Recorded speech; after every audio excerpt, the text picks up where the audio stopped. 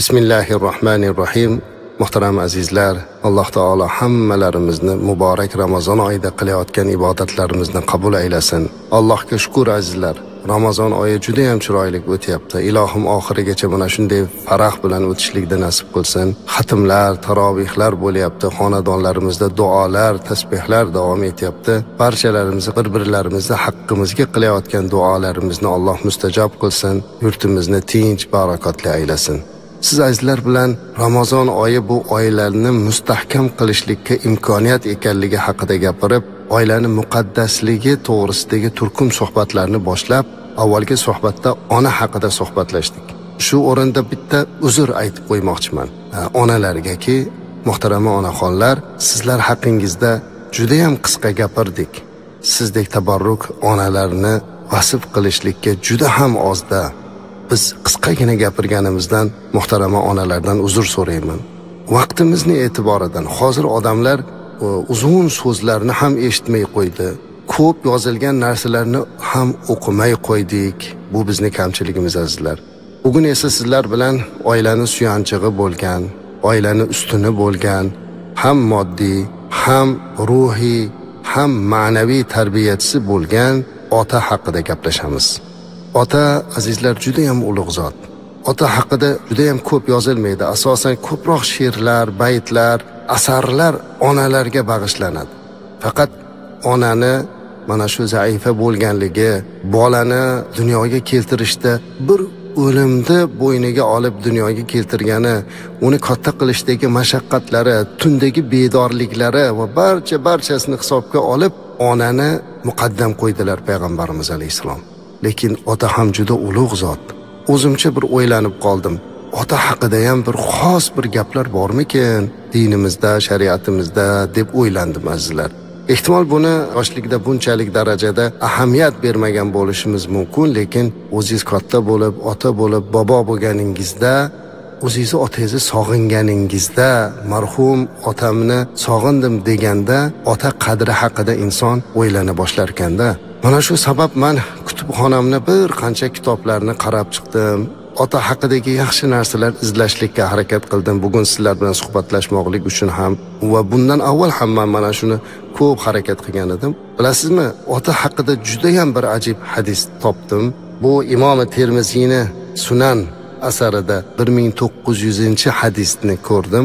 Bu yerda shunday aytilyaptiki, payg'ambarimiz alayhisolatu vassalamdan u zot aytayaptilarki, ota jannatning o'rta darvozasidir. Xohlasang uni ochib ol, xohlasang undan foydalan, xohlasang uni zoyi qil deyaptilar. Otalarni azizlar jannatni o'rta darvozasiga o'xshatdi. Xohlasang uni muhofaza qil, xohlasang zoyi qil deyaptilar. Alloh saqlasin, ilohim bu jannat darvozasini ochib kirib olishda nasib qilsin azizlar. Bugun bizni eshitib turgan siz aziz otalar, otalik vazifasini bajarishligi barcha mashaqqatlaringizga mana shu hadis sizga sovg'a bo'lsin aziz otajonlar. Ota bo'lish oson emas. Aziz farzandlar, ona mehribon zot. Ona sizni ko'rganda bag'riga bosadigan zot. Peshoningizdan o'padi, katta kishi bo'lganingizda ham sizni go'daklarcha erkalatadi. Lekin ota bo'lganligi uchun, oilani rahbari bo'lganligi uchunmi, erkakligi uchunmi ehtimol juda unaqa farzandlarimizni quchoqlab peshonasidan o'pib erkalatmasligimiz mumkin. Lekin ishoning, aziz farzandlar, otalar farzand uchun jonini berishlikka tayyor. Ota farzand uchun jonini berishlikka tayyor. Lekin odatda otalar farzandlariga ko'p narsani bildirmaydi. Ba'zan onamizni xafa bo'lib qolganini sezib qolishimiz mumkin. Onam nimadandir xafa bo'libdi deymiz. Juda ham diqqat bo'lib ketsalar, o'zini noroziligini izhor qiladi, yig'lab bo'lsa ham, shikoyat qilmasa-da. Lekin ota hech narsani bildirmaydi. U yoki otangiz kechirasiz-u, temirdan bo'lgan deb o'ylaysiz. Aziz farzandlar, o'g'il qizlar, otangiz temirdan bo'lmagan. Otangiz ham bir inson. Faqat u gardaniga sizni mas'uliyatingizni ko'tarib yuradi. Hech qaysi ota uyga dardini aytib kelmaydi. Agar ota sizga dardini aytsa, buni ko'tara olmaysiz.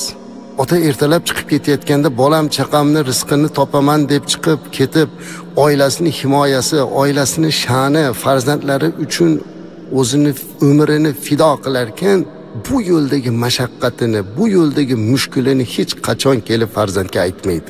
Uyga kelayotganda ishxonasidagi, ko'chadagi barcha muammolarini tashlab, uyiga tabassum bilan kirib boradi. Hech narsani bildirmaydi.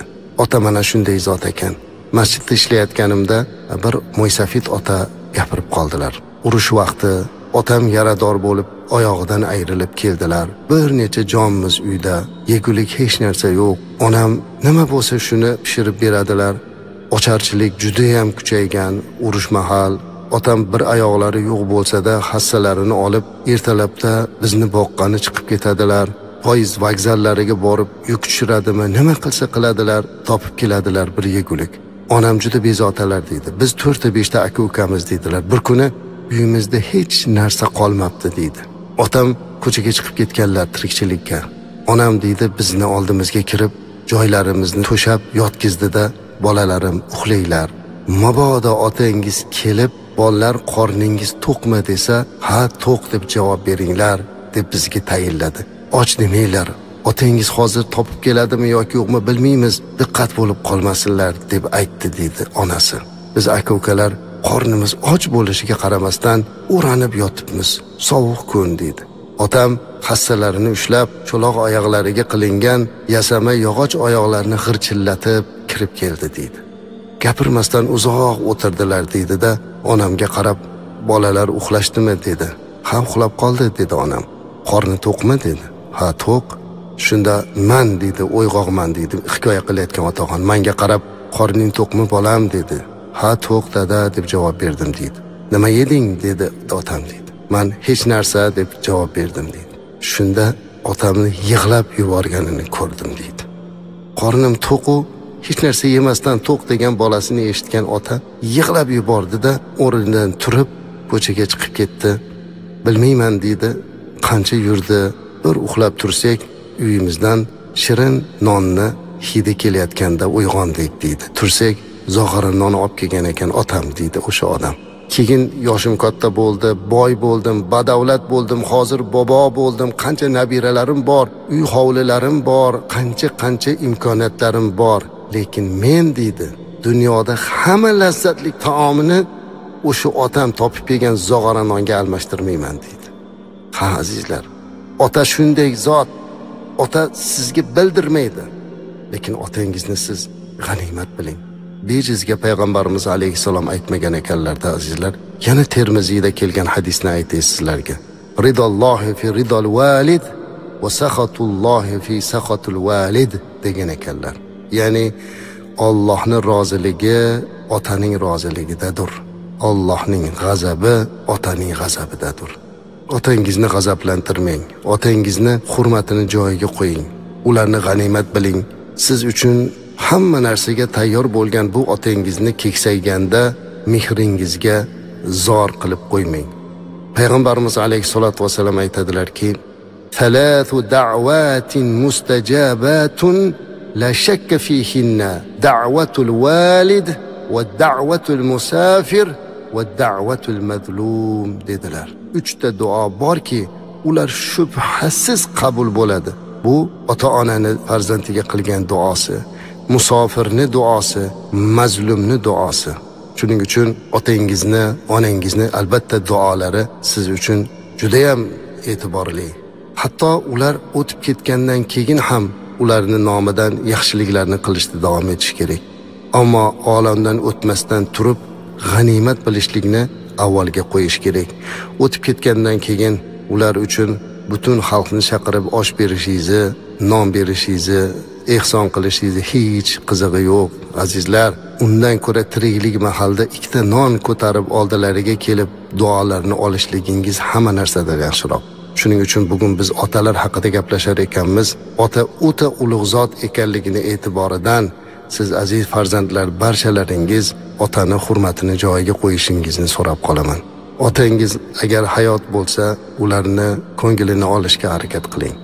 Siz uchun jonini bergan bu ota qariganda qo'llarini asoga emas, sizni yelkangizga qo'ysin. ko'zini nurini siz uchun yo'qotgan otangizni ko'ziga nur bo'ling. Siz uchun bellari bukilgan, sochlari oqargan otangizni bugun siz beliga quvvat bo'ling. Farzand otani qadriga tiriklik mahalda yetib, yuqorida aytilgan hadisga muvofiq jannat darvozasidan bo'lgan otani o'sha darvozasidan jannatga kirib olishni nasib qilish kerak. Abdulloh ibn Umar radhiyallohu anhu, Hazrati Umar radhiyallohu anhuning o'g'illari bir kuni cho'lda bir arobiyni ko'rib qoldilar. Yupun kiyingan arobiy edi. Uni olib uyga olib keldilar, mehmon qildilar, ustiga kiyimlar kiydirdilar, oziq-ovqatlar berdilar. Buni ko'rgan odamlar hayron bo'lib, "Ey ibn Umar radhiyallohu anhu, bu odam senga kim? Nima uchun bunchalik hurmat qilding? Bir arobiy sahroyi odam bo'lsa" dedi. Shunda Hazrat Umarning o'g'illari Abdulloh ibn Umar javob bergan ekanlar. "Bu odam mening otamning do'sti edi. Men Rasululloh sallallohu alayhi va sallamdan eshitganman. Ota-ona vafot etgandan keyin ularni do'stlariga yaxshilik qilish ota-onangga yaxshilik qilishning davomidir" degan ekanlar. Mana shuni eshitganman Rasululloh gaplarini dedilar. Ha azizlar, qarang, hattoki ota o'tib ketgandan keyin do'stini topib bo'lsa ham yaxshilik qilishlikka amr qilinyapti. Bugun agar otamiz olamdan o'tgan bo'lsa, ularni do'stlarini topaylik, ularni ziyorat qilaylik. Ba'zan otamizni ko'rgan odamni ko'rganda xursand bo'lib ketamiz. Xalqimizda bir ibora ishlatiladi. Bu kishi otamni ko'rganda deymiz. Ota ko'rgan odamni hurmat qilamiz, chunki u bizga tarix otamizni eslatadi. Shuning uchun toki bugun iftorlik atrofida otasi bilan o'tirgan azizlarga bitta taklif beraymi? Turingda otangizni mahkam bag'ringizga quching. Hidlardan hidlab oling.